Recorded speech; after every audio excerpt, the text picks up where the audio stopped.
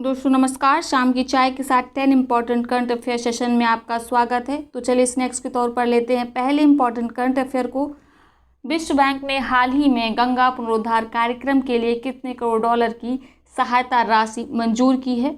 तो विश्व बैंक ने हाल ही में 40 करोड़ डॉलर की गंगा पुनरुद्धार कार्यक्रम के लिए सहायता राशि मंजूर की है, या इंडियन रुपये में लगभग 3000 करोड़ रुपए राशि हो जाती है। इस सहायता राशि से नदी बेसिन के प्रबंधन को मजबूती करने में मदद मिलेगी। तो याद रखिएगा, किस वरिष्ठ राजनयिक को जेनेवा में संयुक्त राष्ट्र और अन्य अंतर्राष्ट्रीय संगठनों के लिए भारत के अगले स्थायी प्रतिनिधि के रूप में नियुक्त किया जाएगा? तो इंद्रमणि पांडे को जेनेवा में संयुक्त राष्ट्र और अन्य अंतर्राष्ट्रीय संगठनों के लिए भारत के अगले स्थायी प्रतिनिधि के रूप में नियुक्त किया जाएगा। इंद्रमणि पांडे 1990 बैच के भारतीय विदेश सेवा के एक अधिकारी हैं और अभी हाल फिलहाल में क्या है, विदेश मंत्रालय के अतिरिक्त सचिव के पद पर भी तैनात हैं। तो याद रखिएगा इंद्रमणि पांडे को। केंद्र सरकार ने हाल ही में कितने महीने के पूरे नागालैंड को आसान क्षेत्र घोषित कर दिया है? तो केंद्र सरकार ने 6 महीने के लिए पूरे नागालैंड को आसान क्षेत्र घोषित किया है। ऐसा पहली बार नहीं है कि नागालैंड को आसान क्षेत्र घोषित किया गया होगा। नागालैंड राज्य में लगातार आंतरिक विद्रोह और आतंकवादी गतिविधियां होती रहती हैं, जिसके चलते राज्य को पहले भी अनेक बार आसान क्षेत्र घोषित किया गया है। अर्जेंटीना के किस फुटबॉलर ने हाल ही में एटलेटिको मैड्रिड के खिलाफ अपने करियर का 7वां गोल पूरा किया है? तो लियोनेल मेसी ने 7वां गोल पूरा किया है अपने करियर का। ये अर्जेंटीना के फुटबॉलर हैं और उन्होंने एटलेटिको के खिलाफ अपने 7वें गोल को पूरा किया है। अगर हम रिकॉर्ड की बात करें तो 805 गोल का रिकॉर्ड ऑस्ट्रेलिया के जोसेफ बिकॉन के नाम है। याद रखिएगा इनका नाम, ठीक है, जोसेफ बिकॉन ऑस्ट्रेलिया के फुटबॉलर है ये। तो दोनों ही नाम याद रखिएगा, लियोनेल मेसी का और जोसेफ बिकॉन का। बात करते हैं आईसीसी के अध्यक्ष शशांक मनोहर के पद छोड़ने के बाद निम्न में से किसे चुनाव होने तक अंतरिम अध्यक्ष नियुक्त किया गया है? अभी हाल में आईसीसी के अध्यक्ष शशांक मनोहर ने अपने पद से इस्तीफा दे दिया। इनका कार्यकाल खत्म हो गया था, जो कि 2 वर्ष का था।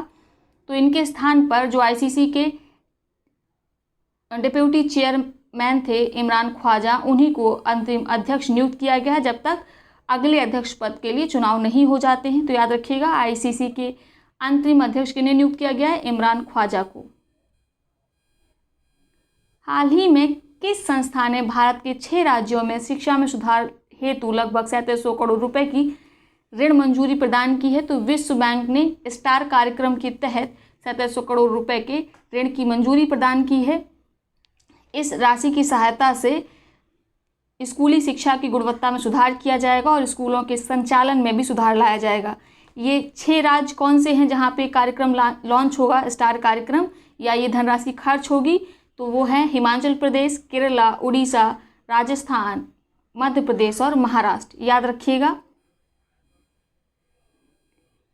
किस राज्य सरकार ने हाल ही में कौशल कनेक्ट फोरम नामक नया पोर्टल लॉन्च किया है? तो कर्नाटक राज्य सरकार ने कौशल कनेक्ट फोरम पोर्टल लॉन्च किया है।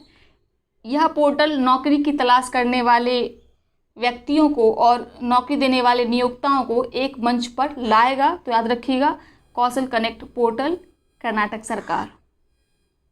हाल ही में किस मंत्रालय ने पतंजलि की कोरोनिल दवा पर जो प्रतिबंध लगा था इसकी बिक्री पर, उसको हटा दिया है? तो आयुष मंत्रालय ने कोरोनिल दवा की बिक्री पर लगे प्रतिबंध को हटा दिया है। आयुष मंत्रालय ने कहा है कि पतंजलि अपनी कोरोनिल दवा को केवल शरीर की रोग प्रतिरोधक क्षमता बढ़ाने वाली दवा बताकर ही बेच सकता है, ना कि उसको कोरोना की दवा या वैक्सीन बताकर बेचेगा।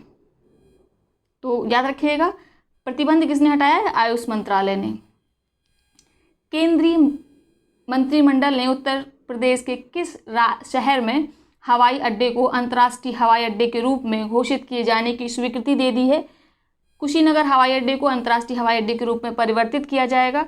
कुशीनगर वैसे भी बहुत प्रसिद्ध है। क्यों? यहाँ पे जो महात्मा बुद्ध हैं उनको महापरिनिर्वाण प्राप्त हुआ था। इसके आसपास कई बौद्ध स्थल हैं, तो उन बौद्ध स्थलों के लिए कनेक्टिविटी बढ़ पाए और अंतर्राष्ट्रीय जो पर्यटक हैं यहाँ पर आएँ, इसीलिए कुशीनगर हवाई अड्डे को अंतर्राष्ट्रीय हवाई अड्डे के रूप में परिवर्तित किया जाएगा, याद रखिएगा। माली गणराज्य ने एनटीपीसी को कितने मेगावाट क्षमता वाले सोलर पार्क के विकास के लिए परामर्श परियोजना का अनुबंध दिया है? तो अभी हाल में 500 मेगावाट के क्षमता वाले सोलर पार्क के विकास के लिए परामर्श परियोजना का अनुबंध दिया है माली गणराज्य ने एनटीपीसी को। तो याद रखिएगा, ठीक है। यही आज के 10 इंपॉर्टेंट करंट अफेयर्स। सर यदि आपको वीडियो अच्छी लगती है तो प्लीज़ वीडियो को लाइक किया करिए, साथ ही अपने मित्र और सहपाठियों के साथ इसे शेयर करना बिल्कुल ना भूलें। बहुत बहुत धन्यवाद।